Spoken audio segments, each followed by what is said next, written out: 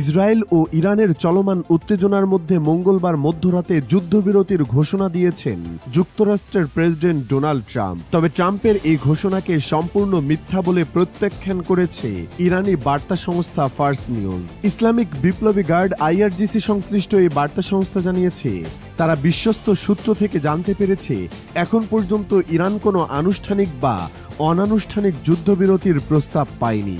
নাম প্রকাশে অনিচ্ছুক একটি সূত্র ফার্স নিউজকে বলেন, ট্রাম্পের ঘোষণা পুরোপুরি বিভ্রান্তিকর এবং এর কোনো ভিত্তি নেই। কয়েক ঘন্টার মধ্যেই এই মিথ্যা প্রমাণ হবে।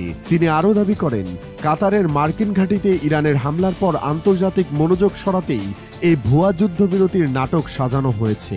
এদিকে ইরানের পক্ষ থেকে এখন পর্যন্ত যুদ্ধবিরতির ঘোষণা বা প্রত্যাখ্যানের বিষয়ে আনুষ্ঠানিক কোনো মন্তব্য না এলেও দেশটির পররাষ্ট্রমন্ত্রী সৈয়দ আব্বাস আরাঘচি সামাজিক মাধ্যম এক্সে দেওয়া এক পোস্টে বলেন, ইসরায়েল যদি তাদের অবৈধ হামলা বন্ধ করে তাহলে ইরানও যুদ্ধ চালিয়ে যাওয়ার আগ্রহ হারাবে।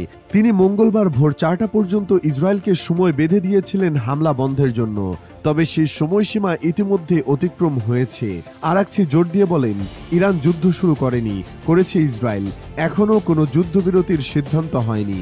তবে যদি ইসরায়েল নির্ধারিত সময়ের মধ্যে হামলা বন্ধ করে তাহলে ইরানও হামলা বন্ধের বিষয়ে চূড়ান্ত সিদ্ধান্ত নেবে।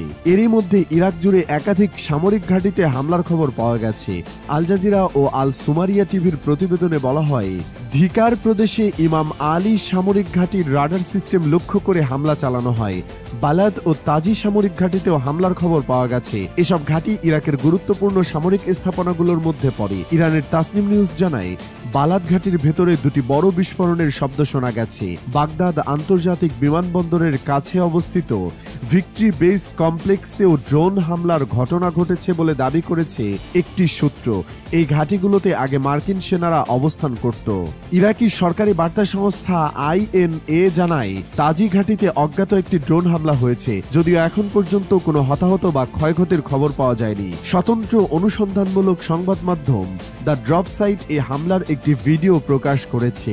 এই ধারাবাহিক হামলার ঘটনায় ইরাকে মার্কিন উপস্থিতি ও যুক্তরাষ্ট্র ইরান সংঘাতের প্রেক্ষাপটে নতুন করে উদ্বেগ ছড়িয়ে পড়েছে।